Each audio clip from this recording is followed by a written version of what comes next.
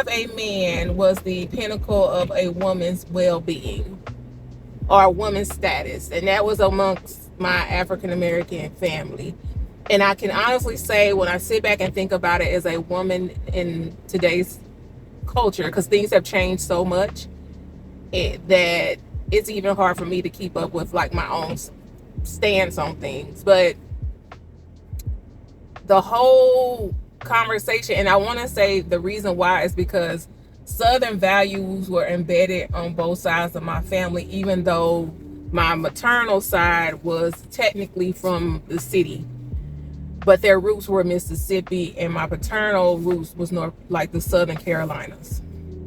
With that said, having a spouse, or having, if not on the men, because the men, it was assumed that you were going to have somebody, but for a woman, having a man was the pinnacle of who your existence.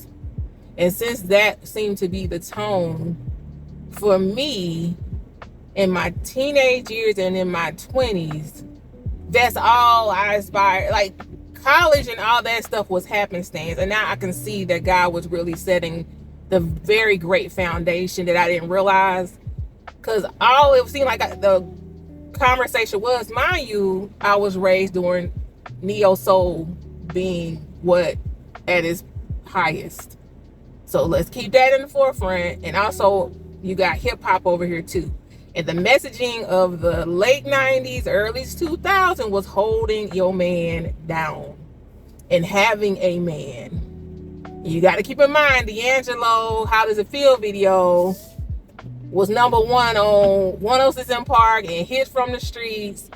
All of the, if it would have had a rap remix, it would have been number one on Rap City too. So that was the pinnacle of messaging. And so because I didn't, now I know better, I didn't have just me and just gopping at me. Like, let's just be clear. I'm very recognizable. I recognize that I wasn't that person. And at the time, I took it personally.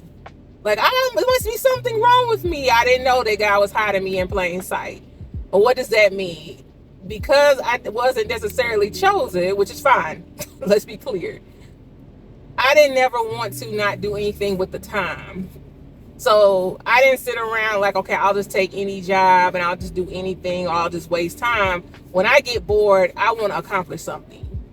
So for me, I wanted to, people were behind me. Like, I had teachers who would like, go to college.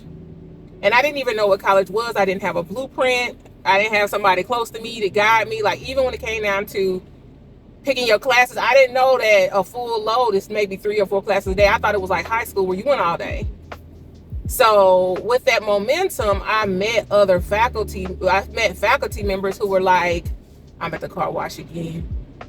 I met faculty members that who were like, you should go to college. And since and so then when I went to college, I was like, I like this. This is giving me a foundation.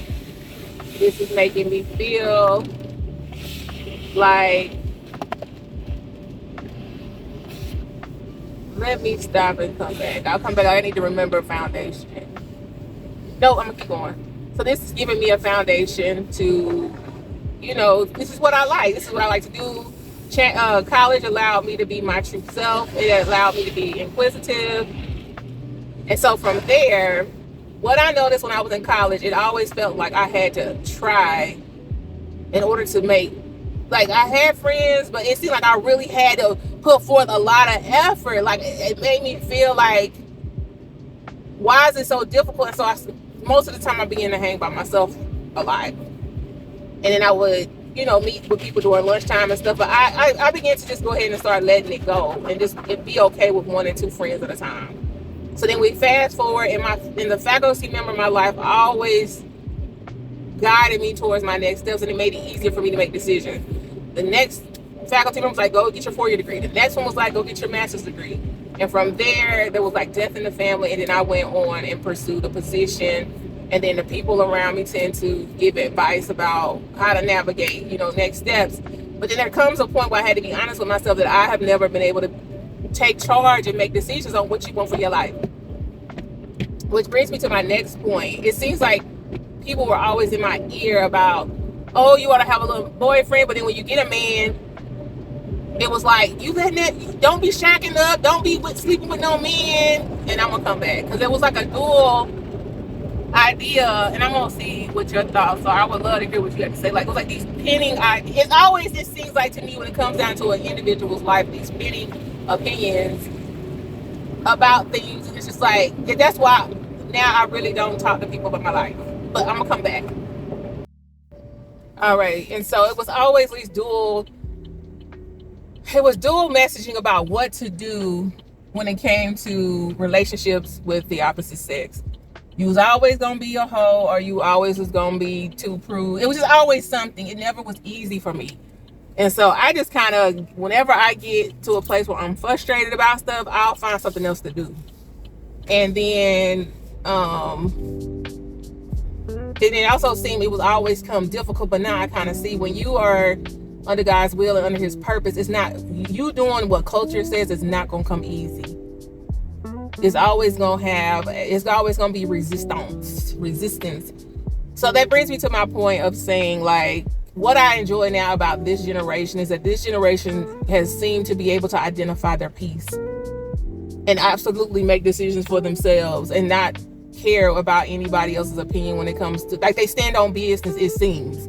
But once again, I'm not in a community with a lot of 20-year-olds. I overhear them talking. It seems like they stand on business. It seems like when it's something that no longer serves them, that they're moving on. Whereas it seems like with my generation, there was no such thing as a no contact. There was no such thing as not having no husband, not having a man. So to be in this generation makes me feel good, because I didn't realize I chose my peace until I looked around and I hadn't dated or did any apps or anything in it's years now. And I went on a date last year, and bless his heart, like, it wasn't for me. He wasn't for me, which is perfectly fine. It's just that it was me. I can't do it no more. Like, I can't play the game of it all. I used to love who's the tug and pull of it all, and who's lying and who's this, and figuring it out, and And I said, what it is, Rita, you no longer like your peace disrupted. I like the stillness and quietness of everything. And it seems like in order to have that, you have to choose not being in a relationship. And that's what I don't understand. At what point did it become so much friction and static that peace is valuable? I could never have imagined this in my 20s. But peace is valuable for me. Valuable.